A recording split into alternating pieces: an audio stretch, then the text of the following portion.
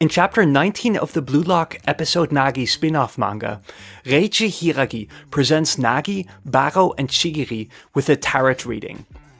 This is easily my favorite chapter of episode Nagi, mainly because the tarot cards offer really intriguing commentary on these three characters' arcs and struggles throughout the story.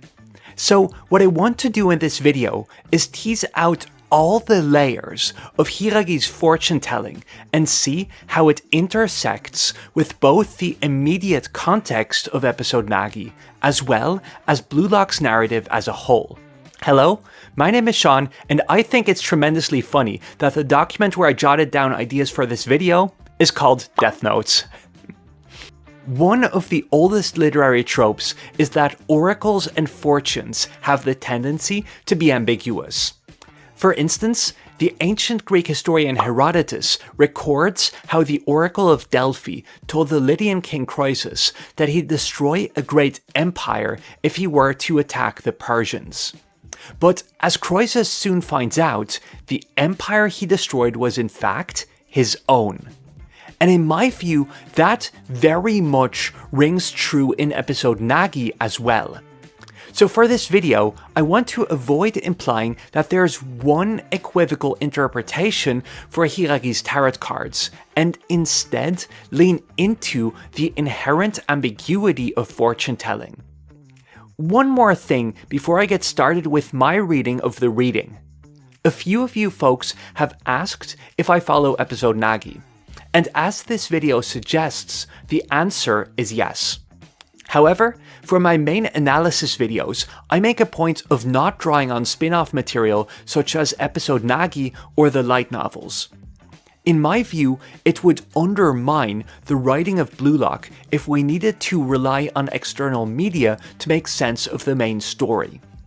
That being said, I'm not opposed to doing more dedicated discussions of episode Nagi in the future, so let me know in the comments if that's something you might be interested in.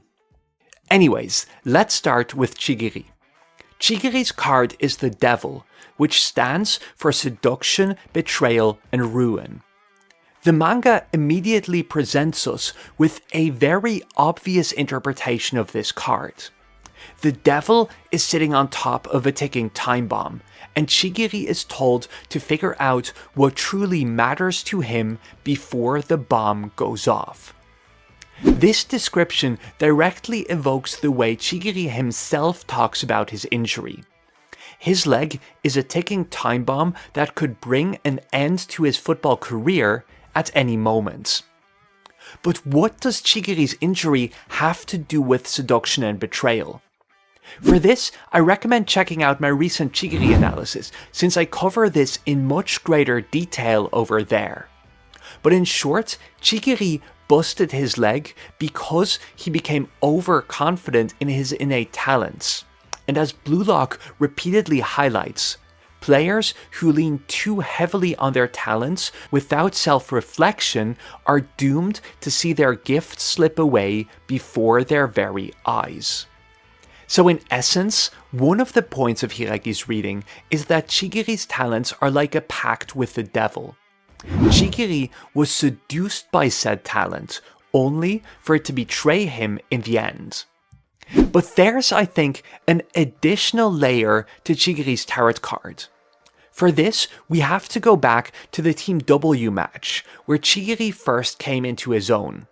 The central juxtaposition in this match is that of trust and betrayal.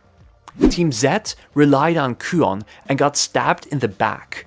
But then, Isagi proclaims that he won't let the match end with a betrayal. And so, when all hope seems lost, he places his trust in Chigiri, even though he's the teammate who'd done nothing to earn his trust. And the rest is history.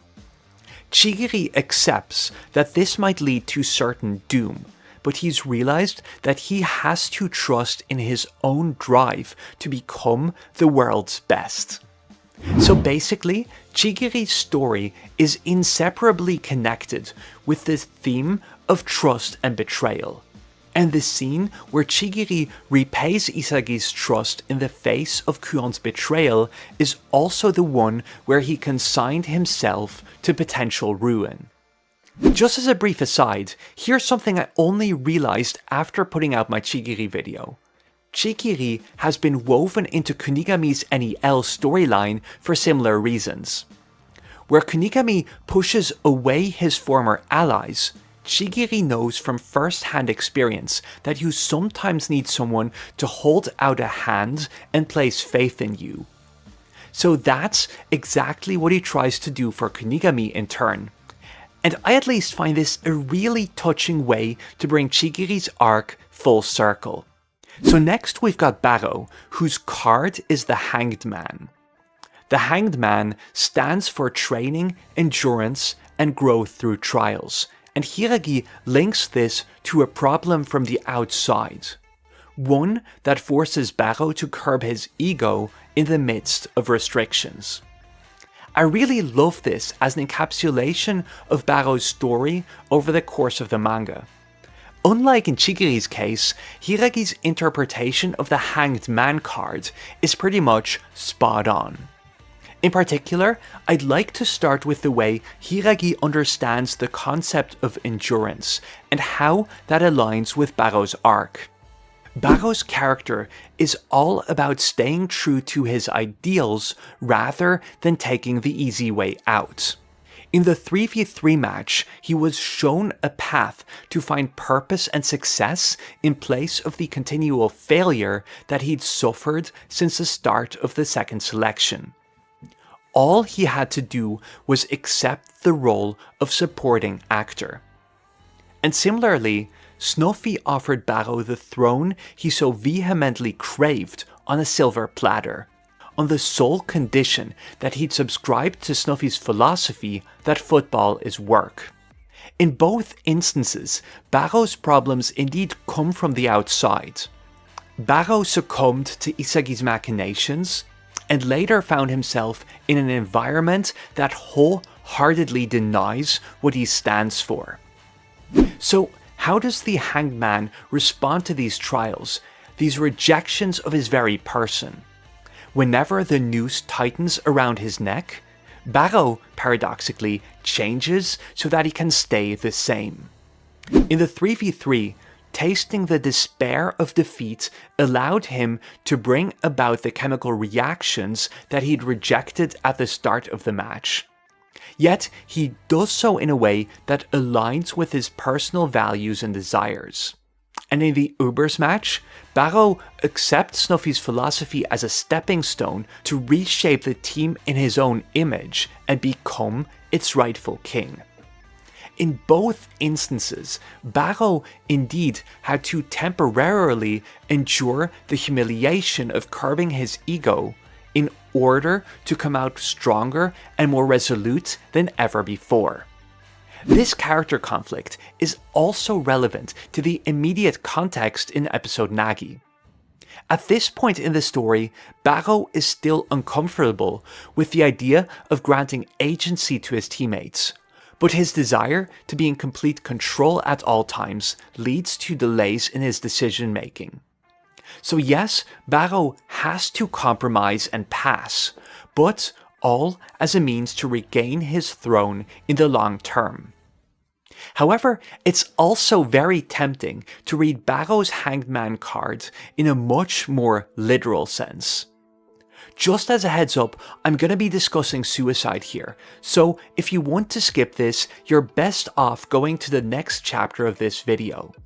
In any case, this pertains to the way Barou is paralleled to Snuffy's friend Mick in the Ubers match. I'd highly recommend checking out my video on Barou and Snuffy for this, but I'll give you a short and dirty version here. Mick is characterized as a player who refused to compromise on his dream of becoming the king of football. So when he hits rock bottom and Snuffy urged him to grow up, Mick refused point blank. He'd already said that he'd rather be dead than live a life where he can't become the king of the world. And it's exactly those words that Barou echoes when he scores the second goal of the match. If the day ever comes where he can't be the #1 king in the world, he'd rather go out in a blaze of glory. To date, this is, in my view, the most ambivalent scene in all of Blue Lock. Barou's rejection of Snuffy's philosophy allows the Uber's master to process his trauma and rekindle his dream. But at the same time, Barou also sets himself up to go down the same path as Mick did before him. So all this adds a layer of dramatic irony to Barou as a hanged man. Enduring in the face of relentless obstacles might lead him to become the world's best, but it's still an open-ended question if Barou could love himself and keep living on if this dream fails to materialize. Right, so this only dawned on me while I was writing the script for this video, but Hiiragi's reading revealed some of the most macabre cards within the tarot deck. The devil with the ticking time bomb, the ominous implications of the hanged man, and of course, Nagi as a representative of death. So, before I go to Nagi's reading, I want to say a few words about the meaning of the tarot scene within the context of episode Nagi's narrative. And I swear this isn't just because I know what you're all here for, and I thoroughly enjoy blueballing you. The team's meeting with Hiiragi is situated in the wake of two closely interrelated humiliations. Despite all the blood, sweat and tears they shed throughout the second selection, Nagi's team lost by the skin of their teeth against Rin. But more than that, Isagi's former teammates were confronted with the reality that Rin elected Isagi over them. So then, in the following scene in episode Nagi, they're forced to acknowledge just how much the loss of Isagi impacts the team as a whole. He was the team's beating heart, both on and off the pitch. And so, Nagi confronts his teammates with the bitter reality. The three of them lack something decisive, without which they could never clear the hurdle that is the second selection. So, to put it differently, something in the team had died after their loss against Rin. And that idea is reinforced by Hiiragi unveiling a series of cards that each foretell an imminent doom. That finally brings me to the most multifaceted cards among the three. For Seishirou Nagi, Hiiragi reveals nothing less than death itself. A card that stands for ceasing, separation, and game over. As the climax of this series of tarot readings, Nagi's card is the ultimate embodiment of the threat looming over the three candidates. If they fail to reinvent themselves as a team without Isagi, their prospects of clearing this selection are null and void. But more than that, Hiiragi points at the imagery on the bottom of the card, with the dread personification of death trampling over a one-winged angel. For Hiiragi, this angel represents Nagi. Without his second wing, he's fated to wither away and die. More specifically, the image of Nagi as a one-winged angel reflects the reality that he has been utterly reliant on Reo and Isagi so far, with this being the first time he's been in a position that forced him to fend for himself. But more than that, what really strikes me about the imagery of Nagi as an angel who lost one of his wings is how it feeds into a similar metaphor in the Manshine match. Here, Isagi compares Nagi to a fledgling chick who still has to learn the basics of creativity before he can take flight. And significantly, this image is situated in the part of the story where Manshine is trying to wean Nagi off of his dependence on others. So, in other words, this scene reinforces the idea that Nagi's dependence on others prevents him from soaring to greater heights. Nevertheless, there's tremendous dramatic irony in all of this. As will probably be apparent to most readers from the onset, Hiiragi might have dramatically misinterpreted the meaning of the card. Nagi might not actually be the one-winged angel, but rather the figure of death. The association of Nagi with death calls to mind here the way he emanates a massive skull at some of the most critical junctions of his story. The main point of this skull, I think, is to highlight the consequences of Nagi's lack of self-awareness. It emerges whenever Nagi follows his impulses without quite understanding what drives him, and as a result, he inadvertently leaves a trail of destruction in his wake. At these moments, Nagi is like a child who dissects insects out of genuine curiosity, without realizing that he's crippling living beings. Again, think of the comparison of Nagi to a fledgling chick. But more than that, almost all instances of Nagi's skull appear when his relationship with Reo is at its most manipulative, whether he casts him aside or reels him back in. There's perhaps no panel in the manga with such a dreadful sense of foreboding as when Nagi shatters all of Reo's resolve with a figurative sledgehammer. Nagi utters the single phrase that is guaranteed to make Reo weak in the knees against this backdrop of a giant, malevolent skull. In moments like these, Nagi indulges in his ego at Reo's expense. In other words, Reo must die for Nagi to reach his true potential. So that leads us to an alternative reading of the tarot card with Death and the Fallen Angel. As the manga has shown us time and again, when Nagi follows his personal desires, he becomes Death incarnate. And at this point in the story, he has indeed rode off, leaving behind a one-winged angel. In the second selection, he has twice clipped Reo's wings. First by favoring Isagi over Reo, then by refusing to pick him after the 3v3. So while it's fairly clear what the correct reading of the death card is within the context of episode Nagi, I think that the conclusion of the match against Hiiragi does not resolve the inherent ambiguity of the death card altogether. In my view, the question of whose wings were truly clipped by their separation cuts to the core of the relationship between Nagi and Reo. That is also strongly implied in the scene where the card's meaning is first unveiled. When Hiiragi explains that the card stands for ceasing and separation, an image of Reo inadvertently flashes through the mind of our focal character. And to me, I think it's very deliberate that the manga doesn't spell out what to make of this.